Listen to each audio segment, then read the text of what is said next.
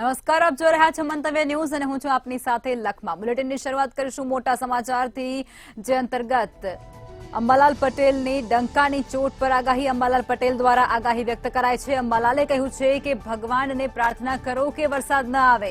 અડધી રાતે ગરબાની રમઝટ વચ્ચે વરસાદની આગાહી થઈ છે. નવરાત્રીમાં વરસાદ પણ થનગનાટ કરશે ખેલૈયાઓની સાથે. અંબાલાલ પટેલની વરસાદની ઝાપટાની આગાહી. અત્યારે અંબાલાલ પટેલ દ્વારા નવરાત્રીની અંદર વરસાદ થશે કે કેમ તેને લઈને આગાહી કરવામાં આવી છે, જેમાં અંબાલાલે કહ્યું છે કે ભગવાનને તમે પ્રાર્થના કરો કે વરસાદ નવરાત્રીની અંદર ન વરસે. અડધી રાતે ગરબાની રમઝટ વરસાદ ન બગાડે તેવી તેમના દ્વારા ત્યારે કહેવાય રહ્યું છે. નવરાત્રીના સમયે વરસાદ પડે તેવી શક્યતાઓ અંબાલાલ પટેલે વ્યક્ત કરી છે. અંબાલાલ પટેલે આ ડંકાની ચોટ પર આગાહી અત્યારે વ્યક્ત કરી છે નવરાત્રીને લઈ અને આગાહી, જેમાં તેઓ કહી રહ્યા છે કે ભગવાનને પ્રાર્થના કરો કે વરસાદ ન આવે. અડધી રાતે ગરબાની રમઝટ વચ્ચે વરસાદની આગાહી થઈ છે. નવરાત્રીમાં વરસાદ પણ થનગનાટ ખેલૈયાઓ સાથે કરી શકે છે તેવી આગાહી અંબાલાલ પટેલ દ્વારા વ્યક્ત કરવામાં આવી છે. નવરાત્રીના શરૂઆતમાં અને અંતમાં વરસાદની જમાવટ થઈ શકે છે. અંબાલાલ પટેલ દ્વારા આ આગાહી વ્યક્ત કરવામાં આવી છે. હવામાન નિષ્ણાંત અંબાલાલ પટેલે ખેલૈયાઓ માટે આ એક આગાહી અત્યારે વ્યક્ત કરી છે કે અડધી રાતે જે વરસાદ છે તે વરસે ના તેવી તમે ભગવાનને પ્રાર્થના કરો તેવું પણ તેમના દ્વારા કહેવામાં આવ્યું છે. નવલી નવરાત્રીના હવે ગણતરીના દિવસો બાકી રહ્યા છે. જોકે આ નવરાત્રીની અંદર મેઘરાજા વિલન બને તેવી શક્યતાઓ પણ હવામાન નિષ્ણાત અંબાલાલ પટેલ તરફથી વ્યક્ત કરવામાં આવી છે. મંતવ્ય ન્યૂઝ સાથે આજે હવામાન નિષ્ણાત અંબાલાલ પટેલ ઉપસ્થિત છે. વરસાદ કેવો પડશે, કેટલા દિવસ પડશે, આ ઉપરાંત શરદ પૂનમમાં પણ કેવું વાતાવરણ બનશે તેનો સમગ્ર ચિતાર શ્રી અંબાલાલ કાકા આપણને વ્યક્ત કરશે. અંબાલાલ કાકા, મંતવ્ય ન્યૂઝમાં આપનું હાર્દિક સ્વાગત છે. આભાર આપનો મંતવ્ય ન્યૂઝમાં. કાકા, જે નવરાત્રી આવી રહી છે, આપે એવી આગાહી કરી છે કે નવરાત્રીમાં પણ વરસાદ વિલન બનશે, ખેલૈયાઓ નારાજ થશે, શું કહેશો? નવરાત્રીમાં વરસાદ ન આવે એવી ભગવાનને પ્રાર્થના કરીએ આપણે. પરંતુ આમ છતાં નવરાત્રીમાં ગરમી પડશે અને ગરમીના કારણે લોકલ સિસ્ટમો બનશે અને લોકલ સિસ્ટમના કારણે ક્યાંક વરસાદ ઝાપટા પડી જવાની શક્યતા રહે છે. કારણ કે નવરાત્રીના દિવસોમાં પણ હસ્ત નક્ષત્ર ચાલે છે, એટલે 5મી ઓક્ટોબર સુધીમાં દરિયા કિનારે ભારે પવન ફૂંકાશે અને 5મી ઓક્ટોબર સુધીમાં કેટલીક સિસ્ટમો બનશે, જેથી નવરાત્રિની શરૂઆતમાં કોઈ ભાગમાં વાદળવાયુ અને એક વરસાદી ઝાપટું પડવાની શક્યતા રહેશે. અને ત્યારબાદ ચિત્રા નક્ષત્ર આવશે. તારીખ 10મી આસપાસ ચિત્રા નક્ષત્ર બેસે છે. ચિત્રા નક્ષત્રમાં પણ વરસાદ થવાની શક્યતા છે, પરંતુ ચિત્રા નક્ષત્ર પૂર્વે 9 થી 12માં વરસાદી ઝાપટા નવરાત્રિના ભાગોમાં પણ પડી શકવાની શક્યતા છે. ખાસ કરીને દરિયા કિનારાના ભાગોમાં આની અસર વધારે રહેશે. ક્યારેક મધ્ય ગુજરાત, ઉત્તર ગુજરાતમાં અને પૂર્વ ગુજરાતના અન્ય ભાગમાં આવી શકે. પરંતુ આ જે નવરાત્રિ છે એમાં ગરમી વચ્ચે સિસ્ટમો બનવાની શક્યતા જણાઈ આવે છે. જી, મેઘરાજા ખેલૈયાઓમાં વિઘનરૂપ સાબિત થાય તેવો માહોલ વર્તાશે તેવી શક્યતાઓ હવામાન નિષ્ણાત અંબાલાલ પટેલ તરફથી વ્યક્ત કરવામાં આવી રહી છે. જોકે તેમણે એમ પણ કહ્યું છે કે નવરાત્રીના શરૂઆતમાં અને નવરાત્રીના પાછળના દિવસોમાં કેટલીક જગ્યાએ વરસાદ પડશે, જેના કારણે જે ગરબા આયોજકો છે તે પણ મુશ્કેલી અનુભવશે. અત્યારે હાલ પણ પાર્ટી પ્લોટના સંચાલકો પણ અસમંજસ પરિસ્થિતિ વચ્ચે ગરબાનું આયોજન કરી રહ્યા છે. ત્યારે હવામાન નિષ્ણાત અંબાલાલ પટેલે કરેલી આગાહીના પગલે જો જોવા જઈએ તો આ વર્ષની નવરાત્રી ખેલૈયાઓ માટે વિલનરૂપ થાય તેવું જણાઈ આવે છે. કેમેરામેન વિનોદ રાઠોડ સાથે ઉજ્જવલ વ્યાસ, મંતવ્ય ન્યૂઝ, ગાંધીનગર. ભાવનગર શહેર તેમજ ગ્રામ્ય વિસ્તારોમાં વરસાદી માહોલ જામ્યો છે અને મેઘરાજા ત્યાં વરસી રહ્યા હોય તેવી સ્થિતિ, જેમાં જેસરમાં વરસાદ વરસી રહ્યો છે. ધોધમાર વરસાદ વરસ્યો, જેમાં લાંબા સમયના વિરામ બાદ ધોધમાર વરસાદ વરસી રહ્યો છે. 2 કલાકમાં 2 ઇંચ જેટલો વરસાદ જેસરની અંદર વરસી ચૂક્યો છે. બજારમાં નદીઓની જેમ પાણી ફરી વળ્યા છે. વિરામ બાદ ધોધમાર વરસાદ વરસતાની સાથે જ બજારોની અંદર પાણીની સ્થિતિ સર્જાય છે. આ દ્રશ્ય ત્યાંથી સામે આવી રહ્યા છે.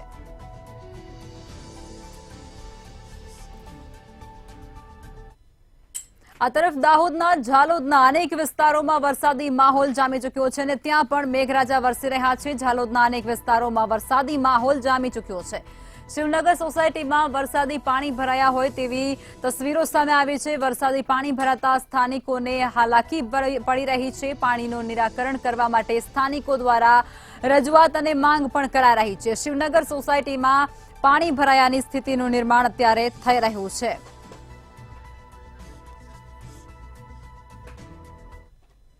અમરેલીમાં પણ વરસાદી માહોલ જામી ચૂક્યો છે અને મેઘરાજા ત્યાં પણ વરસી રહ્યા છે. વિરામ બાદ ફરી એક વખત મેઘરાજા જાણે કે ત્રીજી ઇનિંગ રમી રહ્યા હોય તે રીતે અમરેલીના બગસરા સહિતના જે પંથકો છે ત્યાં વરસાદી માહોલ જામી ચૂક્યો છે. બગસરા છે, માણેકવાડા સહિતના પંથકોમાં વરસાદ વરસી રહ્યો છે. વરસાદને પગલે રસ્તાઓ પર પાણી ભરાયાના દ્રશ્યો સામે આવી રહ્યા છે. રસ્તાઓ પર વરસાદી પાણી વહેતા થયા છે, જેને લઈ અને વાહન ચાલકોને પણ ક્યાંક મુશ્કેલી પડતી હોય તેવી સ્થિતિનું નિર્માણ થયું છે.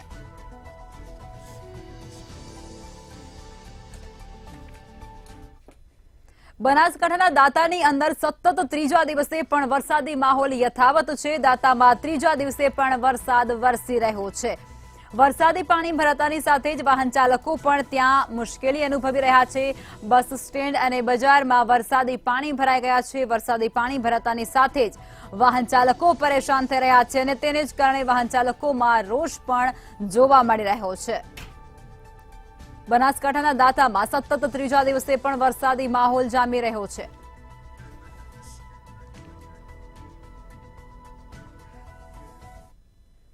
બોટાદમાં પણ સતત ત્રીજા દિવસે વરસાદી માહોલ અને વરસાદ વરસી રહ્યો છે. વાદળછાયા વાતાવરણ વચ્ચે બોટાદમાં સતત ત્રીજા દિવસે પણ મેઘરાજા વરસી રહ્યા છે.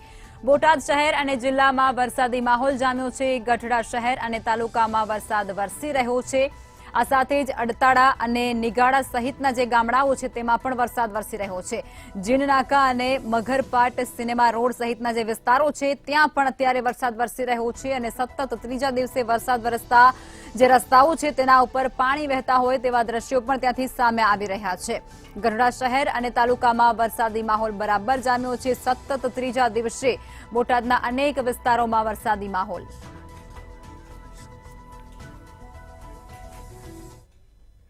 રાજકોટના જસદણની અંદર પણ વરસાદી માહોલ જામ્યો છે અને ત્યાં પણ મેઘરાજા મન મૂકીને વરસી રહ્યા છે. જસદણમાં વરસાદી માહોલ, જેમાં વરસાદ વરસી રહ્યો છે. શહેર અને ગ્રામ્ય વિસ્તારમાં વરસાદ વરસી રહ્યો છે, જેમાં ધોધમાર વરસાદ વરસતાની સાથે જ હવે જે ખેડૂતો છે તેની ચિંતામાં સતત વધારો થઈ રહ્યો છે. ચોમાસુ પાક નિષ્ફળ જવાની ભીતિ ખેડૂતોમાં અત્યારે સેવાઈ રહી છે અને તેને જ કારણે ખેડૂતોની જે સ્થિતિ છે તે કફોડી થવા તરફ આગળ છે.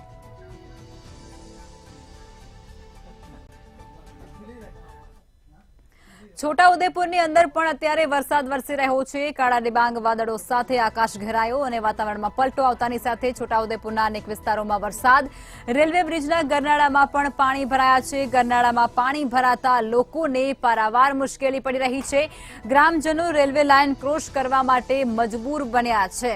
જીવના જોખમે રેલવે લાઇન ક્રોસ કરવા માટે ત્યાંના જે વતની છે, રહીશો છે, ગ્રામજનો છે તે મજબૂર બન્યા છે. ગ્રામજનો દ્વારા તંત્રને આ બાબતને લઈને વારંવાર રજૂઆત કરવામાં આવી છે, છતાં પણ નિરાકરણ નથી આવ્યું. ભાવનગરના મહુવાની અંદર પણ ધોધમાર વરસાદ વરસી રહ્યો છે. મેઘરાજા ત્યાં મન મૂકીને વરસી રહ્યા છે. સતત 3 દિવસથી વરસાદી માહોલ રાજ્યમાં જામ્યો છે અને તે અંતર્ગત ભાવનગરમાં આજે મહુવામાં વરસાદ વરસ્યો. 4 કલાકમાં 4 ઇંચ જેટલો વરસાદ વરસી ચૂક્યો છે. નીચાણવાળા વિસ્તારોમાં પાણી ભરાયાની સ્થિતિનું નિર્માણ પણ થઈ ચૂક્યું છે. ઓથા ગામની ડોંગી નદી ગાંડી તૂર બની હોય તેવી તસવીરો સામે આવી. નદીમાં ઘોડાપૂર જેવી સ્થિતિ જોવા મળી રહી છે. ભાવનગરની અંદર વરસાદી માહોલ, જેમાં તાલુકા તેમજ ગ્રામ્યમાં વરસાદ વરસી રહ્યો છે. અવિરત વરસાદને કારણે નદીઓમાં નવા નીર આવ્યા છે. નદીમાં અવિરત પાણી આવતા નદીઓ જાણે ગાંડી તૂર બની હોય તેવી તસવીરો સામે આવી.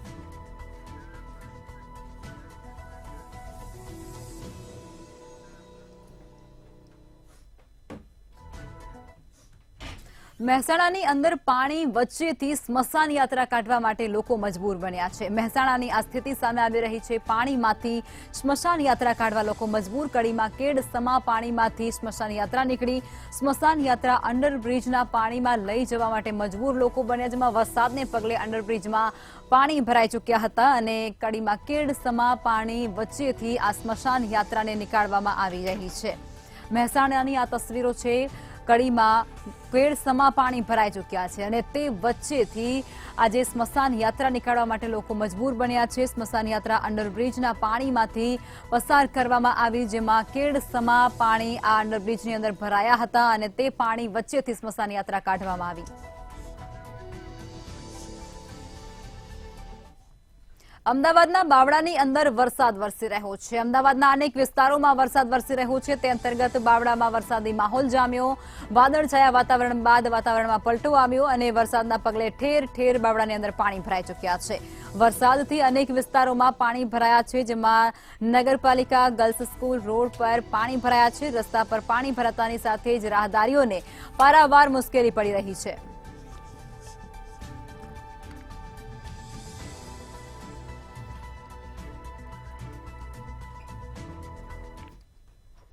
નવરાત્રીને લઈ અને ખેલૈયાઓ માટે હવે સારા સમાચાર સામે આવી રહ્યા છે, જેમાં નવરાત્રીમાં હવે મોડી રાત સુધી ગરબા રમી શકશે ખેલૈયાઓ।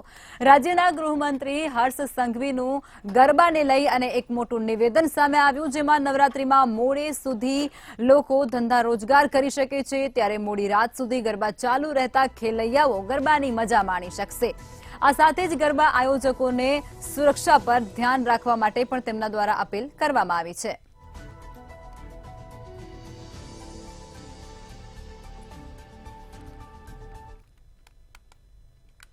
આ વર્ષે બી મુખ્યમંત્રીશ્રીના માર્ગદર્શનમાં આ બધા જ મધ્યમ વર્ગીય વેપારી, નાના વેપારીઓ, દુકાનોવાળા, રેસ્ટોરન્ટવાળા એનો ધંધો ચાલી શકે તે માટે પોલીસને ખાસ સૂચના આપવામાં આવી છે કે 10 દિવસ થોડો લોડ વધારે લઈને બી રાજ્યના સૌ નાગરિકો ઉત્સાહપૂર્વક નવરાત્રી બનાવી શકે તે માટેની ચિંતા કરવામાં આવે। આપણા રાજ્યની અંદર મોડે સુધી ગરબા તમે રમી શકો તે માટે ભૂપેન્દ્રભાઈ પટેલની સરકાર દ્વારા સંપૂર્ણ વ્યવસ્થાઓ કરવામાં આવી છે, પરંતુ સાથે સાથે એક જવાબદાર નાગરિક તરીકે તમે બી સૌ લોકો પોતપોતાનો ફરજ અદા કરશો તેવો મને 100% વિશ્વાસ છે।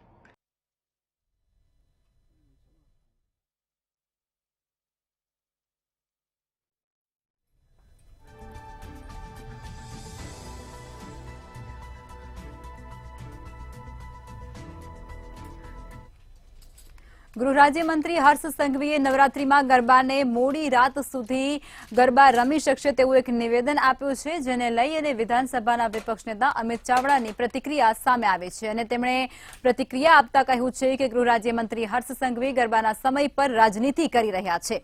રાજ્યમાં દુષ્કર્મ અને છેડતીની ઘટના બને છે ત્યારે તેના પર ચૂપ કેમ રહે છે? દાહોદના તોરણીની ઘટના મામલે ગૃહ રાજ્યમંત્રી અને મુખ્યમંત્રી કેમ કંઈ પણ નથી બોલ્યા?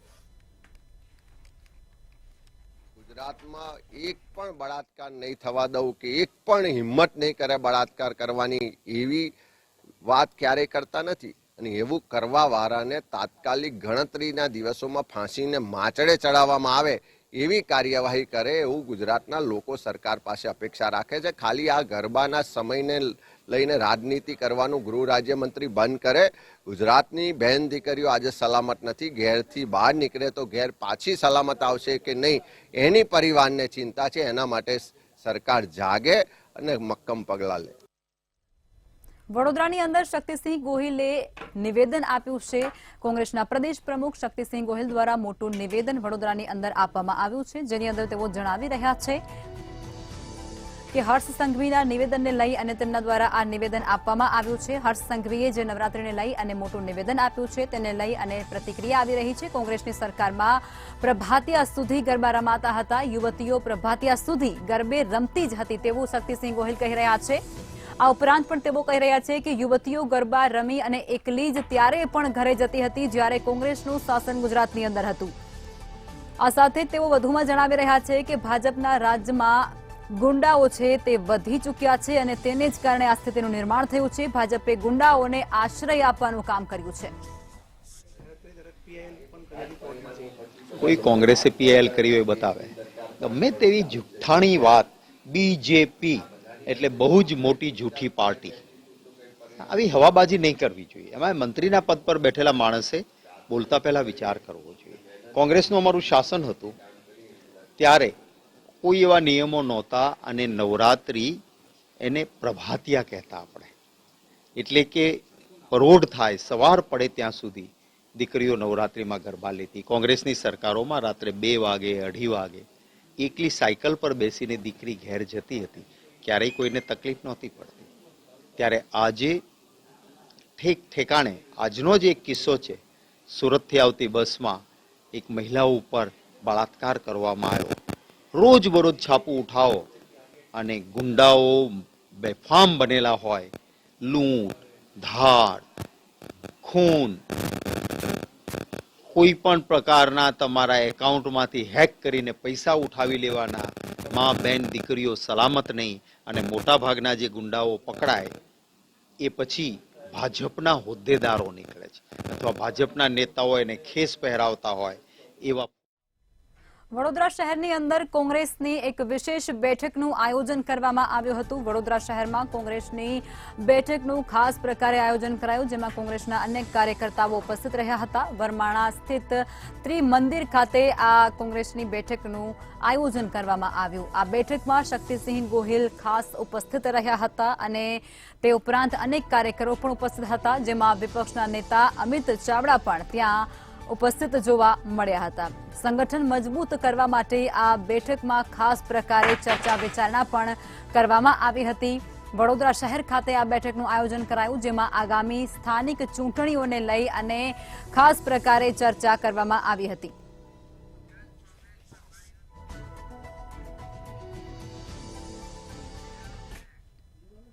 ગુજરાત કોંગ્રેસ પ્રભારીનું મોટું નિવેદન સામે આવી રહ્યું છે. આ મોટા સમાચાર અત્યારે મળી રહ્યા છે, જે અંતર્ગત ગુજરાત કોંગ્રેસ પ્રભારીનું મોટું નિવેદન સામે આવી રહ્યું છે અને તેઓ જણાવી રહ્યા છે, મુકુલ વાસનિક દ્વારા આ નિવેદન આપવામાં આવ્યું છે અને તેઓ આ નિવેદનની અંદર અનેક વસ્તુઓનો ઉલ્લેખ કર્યો છે. ગેરકાયદેસર દબાણ તોડવા મામલે મોટું નિવેદન મુકુલ વાસનિક દ્વારા આપવામાં આવ્યું છે.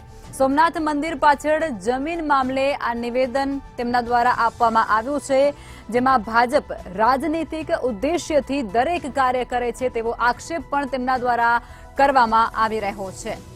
ईमानदारी भाजपनो कोई संबंध नहीं, ते सुधीनी बात तेमना द्वारा कराई.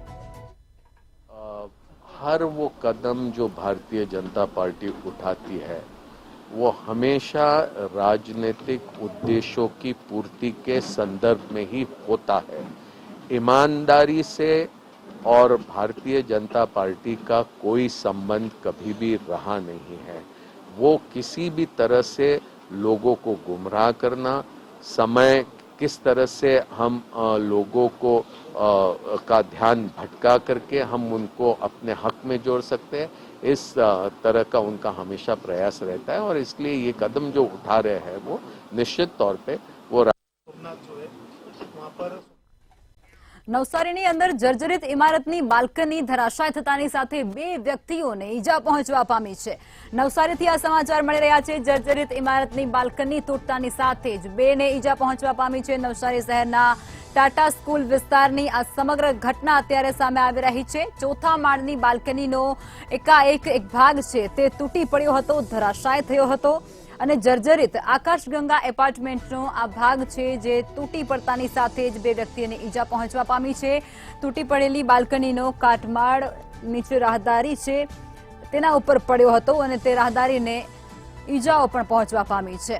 ઉપરથી કાટમાળ પડતા 2 વાહન ચાલકોને ઈજાઓ પહોંચવા પામી છે. જર્જરિત એપાર્ટમેન્ટનો ભાગ અગાઉ પણ એક વખત તૂટી પડ્યો હોય તે પ્રકારની વિગતો પણ જાણવા મળી રહી છે. જર્જરિત આકાશગંગા એપાર્ટમેન્ટ જોખમ રૂપ હવે બની રહ્યું હોય શહેરવાસીઓ માટે તેવું લાગી રહ્યું છે.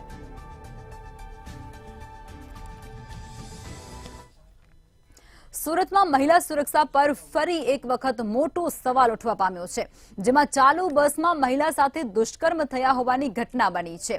ચાલુ બસમાં જ 3 કલાકમાં મહિલા સાથે 2 વખત દુષ્કર્મ ગુજારવામાં આવ્યું। લાઠીથી સુરતની મારુતિ નંદન ટ્રાવેલ્સ બસમાં ડ્રાઈવર દ્વારા આ કાળી કરતૂત કરવામાં આવી, જેમાં મહિલાને તેના પુત્રને જાનથી મારી નાખવાની ધમકી પણ આ ડ્રાઈવર દ્વારા આપવામાં આવી હતી।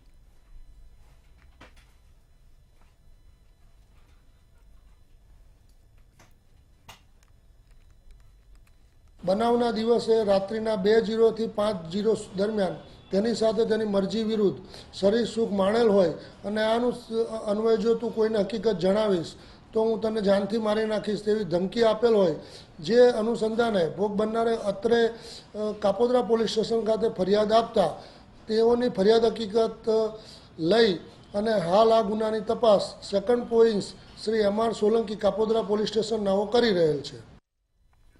દાહોદમાં વધુ એક વખત દુષ્કર્મનો બનાવ સામે આવ્યો છે। સુખસરમાં દુકાન પર સામાન લેવા આવેલ ઈસમે પરિણીતા ઉપર દુષ્કર્મ ગુજાર્યું હતું, જેમાં ઈસમે દુકાનેથી સામાન લીધા બાદ રૂપિયા આપ્યા નહોતા, ત્યારે સામાનના રૂપિયા માંગતા યુવકે તે પતિને માર માર્યો હતો અને જે બાદ યુવતીને ઘરે રૂપિયા લેવા માટે બોલાવી અને ઈસમે પરિણીતા પર દુષ્કર્મ આચર્યું હતું, ત્યારે પોલીસને ફરિયાદ આપતા યુવક વિરુદ્ધ ગુનો પણ દાખલ કરવામાં આવ્યો છે।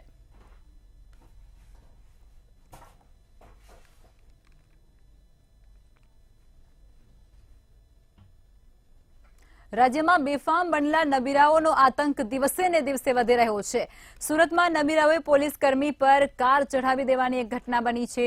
યુવતી સાથે વાલક બ્રિજ પર નબીરાઓ રીલ બનાવી રહ્યા હતા, ત્યારે આ દરમિયાન નબીરાઓએ પોલીસ કર્મીને પોતાની કાર નીચે કચડવાનો પ્રયાસ કર્યો હતો। 300 મીટર સુધી પોલીસ કર્મી કારના બોનેટ સાથે વાઇપરની સાથે લટકી અને ત્યાં રહ્યો હતો, ત્યારે આ મામલે સરથાણા પોલીસ દ્વારા બેફામ નબીરાઓની ધરપકડ પણ કરવામાં આવી છે।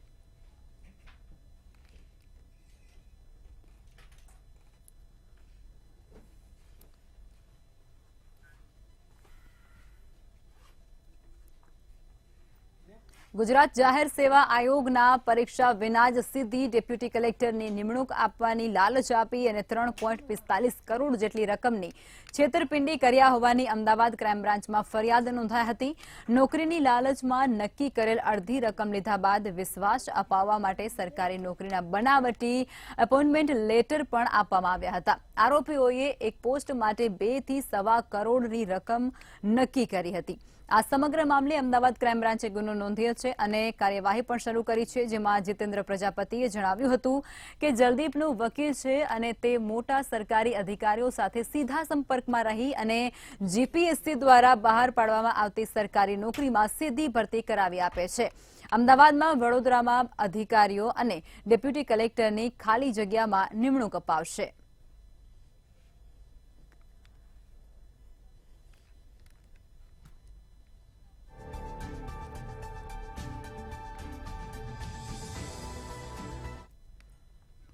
ભારત દેશના સંવિધાનને વિશ્વનું સૌથી લાંબુ સંવિધાન માનવામાં આવે છે અને દેશના સંવિધાનને 26 નવેમ્બર 2025ના રોજ 75 વર્ષ પૂરા થવા જઈ રહ્યા છે, ત્યારે કાયદાનું શિક્ષણ આપતી ગુજરાતની સૌથી મોટી સંસ્થા GLS યુનિવર્સિટી અને ગુજરાત લો સોસાયટી દ્વારા એક અનોખા કાર્યક્રમનું આયોજન કરવામાં આવ્યું હતું, જેની શરૂઆત સંવિધાન સફરના નામથી કરવામાં આવી હતી। GLS યુનિવર્સિટી દ્વારા આયોજિત આ કાર્યક્રમનો હેતુ ભારત દેશના કાયદાઓનો અભ્યાસ કરતા વિદ્યાર્થીઓને ભારતના સંવિધાન વિશે વિસ્તૃત માહિતી મળે તે માટે કરવામાં આવ્યો હતો, જેમાં મોટી સંખ્યામાં વિદ્યાર્થીઓ હાજર પણ રહ્યા હતા। આ ઉપરાંત દેશના સંવિધાનને 75 વર્ષ પૂરા થવાના હોવાથી આગામી સમયમાં જુદા જુદા કાર્યક્રમો યોજી અને સંવિધાન સફરની ઉજવણી કરવા માટેનું ખાસ આયોજન કરવામાં આવ્યું છે, જેના થકી લો સ્ટુડન્ટ જ્યારે અભ્યાસ પૂર્ણ કરી અને વકીલાતના વ્યવસાયમાં જાય છે તે પહેલા તેમને ભારત દેશના સંવિધાનના મૂળભૂત માળખા વિશે ઊંડાણપૂર્વક જાણવા મળે। GLS યુનિવર્સિટી દ્વારા શરૂ કરવામાં આવેલી સંવિધાન સફરના આ પ્રથમ કાર્યક્રમમાં GLS યુનિવર્સિટીના પ્રેસિડેન્ટ સુધીર નાણાવટી, તેમના દીકરા અને સિનિયર કાઉન્સિલ દેવાંગ નાણાવટી સહિત GLS લો ડિપાર્ટમેન્ટના ડીન ડોક્ટર મયુરીબેન પંડ્યા અને તેમની ટીમ ઉપસ્થિત રહી હતી। ત્યારે સિનિયર કાઉન્સિલ દેવાંગ નાણાવટીએ ખાસ ઉદ્બોધન બાદ કાર્યક્રમમાં ઉપસ્થિત લો સ્ટુડન્ટો સાથે ખાસ ચર્ચા પણ કરી હતી. The ninth schedule is a special provision which gives special protection to these laws. But the procedure established by law we can't forget, and therefore our powers of judicial review or judicial scrutiny of these acts to a limited extent will be permitted. They will still have to meet some basic tests, and if they violate those basic tests of the basic structure of our constitution, if the process as to why a law is chosen to be put in the ninth schedule or not, we will certainly judicially review it. We will certainly examine that due process, and if we find it to be bad on those limited grounds, we are entitled to declare it as bad. The ninth schedule doesn't give you an absolute protection. એ સરદાર પટેલ સાહેબે 1927માં સૌથી પહેલી જે લો college સ્થાપી, જેને sir એલેશા લો college કહેવામાં આવે છે, તો એને માટે અને જ્યારે સંવિધાનને 75 વર્ષ પૂરા થવા જઈ રહ્યા છે 1 વર્ષ પછી, તો આપણે કંઈક એવું કરવું જોઈએ કે જેથી અત્યારના વિદ્યાર્થીઓ જેમણે એ સ્વતંત્રતાના દિવસો, એ સ્ટ્રગલ, એ વખતના જુદા જુદા સ્ટેટ્સ જે હતા, રાજ્યો હતા, એને એકઠા કરવા, આ બધું જે ભગીરથ કાર્ય થયું હતું અને એક આખું સ્વતંત્ર આપણો દેશ અને આપણું એક સંવિધાન જે કદાચ આખા વર્લ્ડમાં લાંબામાં લાંબુ સંવિધાન છે, તો એનો ખ્યાલ પણ આવે અને એની એક ભવ્ય ઉજવણી પણ થવી જોઈએ. તો એના હિસાબે અમે આ સંવિધાનની શરૂઆત કરી છે.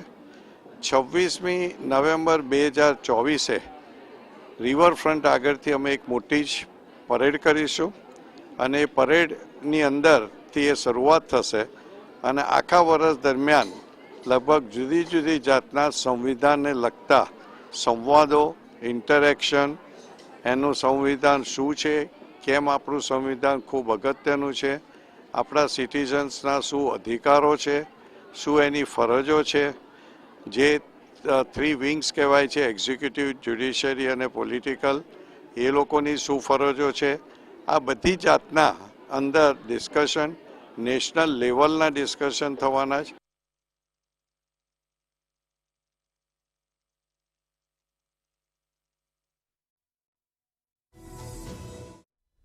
સમાચારમાં આગળ વાત કરીએ તો સાબરકાંઠાથી આ જાણકારી મળી રહી છે. સમાચાર સાબરકાંઠાથી મળ્યા, જેમાં બાઇક સવાર યુવક તણાયો હોવાનો મામલો પ્રકાશમાં આવી રહ્યો છે. વડાલીમાં બાઇક સવાર યુવક તણાયા હતા તેવી ઘટનાને અંજામ મળ્યો છે સાબરકાંઠાની અંદર, જેમાં કુબાધરોલ રોડના કોઝવે પર આ યુવકો તણાયા હતા. યુવકનો મૃતદેહ 17 કલાક બાદ મળ્યો હોવાની જાણકારી મળી રહી છે. લોકોના ટોળે ટોળા ઘટના સ્થળ પણ જોવા મળ્યા હતા. બાઇકને ધક્કો મારી અને પસાર થતા આ યુવક છે તે તણાયા હતા અને ત્યારબાદ 17 કલાક બાદ તે પાછા મળ્યા છે.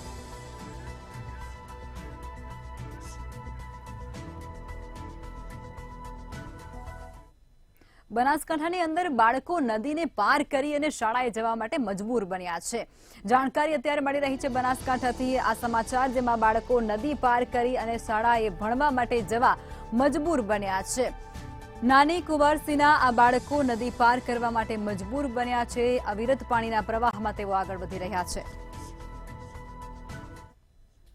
આ સાથે જ બુલેટિનમાં અત્યારે બસ આટલું જ. નમસ્કાર.